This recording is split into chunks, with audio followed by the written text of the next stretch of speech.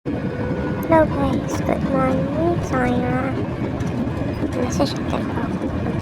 Dahil ngayon sa aking pagtrabaho sa Tasmanians, Cavite. Kaya nasa shuttle po ako. Palabas po kami na silangan. Ako po dyan ang ating mga katrabaho.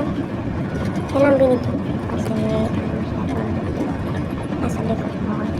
So yung fast forward, nandito na po kami sa aming katrabaho. Ngayon po, kasalukuyan po nanonood po kami ng horror movie na yan. Tutok na tutok sila. Tignan niyo po ang ating kasama. Kaka dyan. Sabi ko na nga, Barbie, diba? Ayan, panoorin niyo lang po.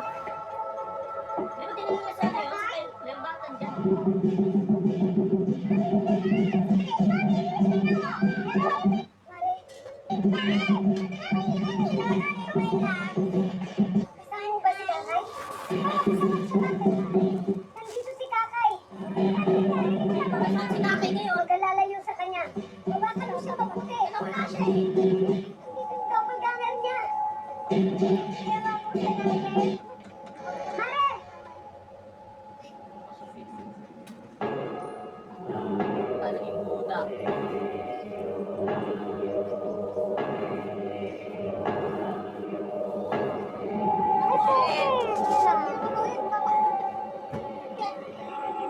Kakay? Ang tulis-tulis mo.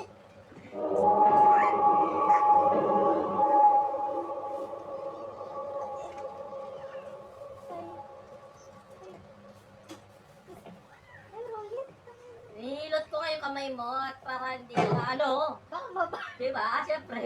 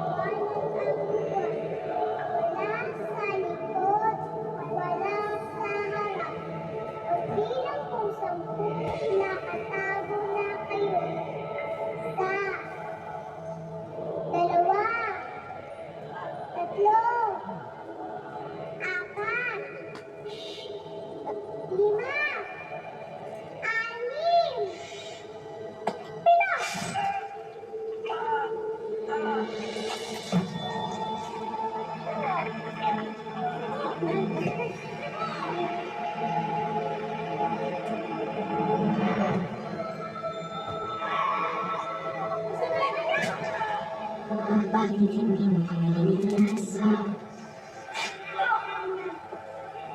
Hoy! Kaya ka!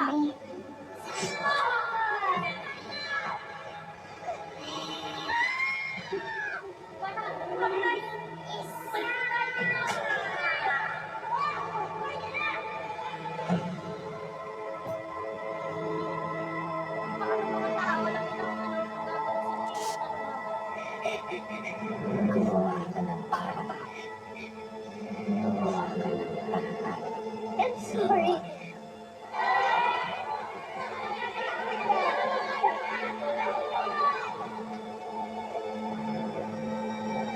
Bakit hindi mo kami tinulungan?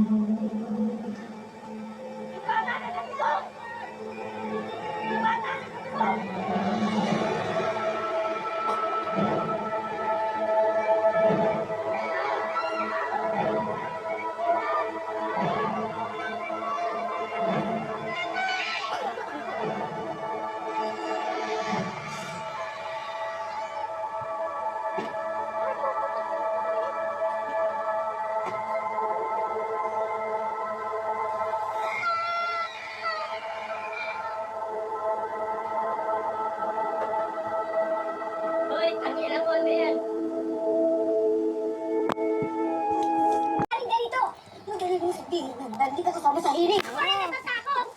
Kung totoo lahat ang kinakatakutan natin, mawawalan din ako ng anak, pero tinitibayan ko lang ang loob ko! Ngayon yun ako. Ayoko na kayo makasama. Huwag na akong hanapin. Pabayaan din ako. Ibin ba? Tao! Pinagaling siya. Pinagaling din si Bilba. Nag-report mean, Nanay Nene!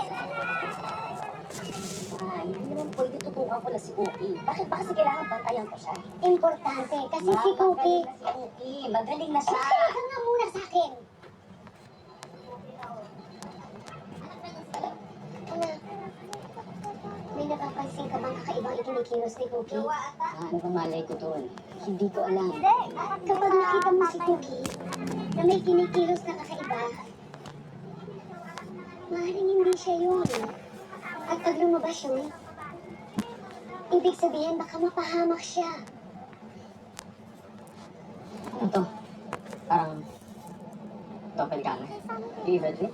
Tama, yun ang tawag nila. Ba naman? Makinig ka sabi eh!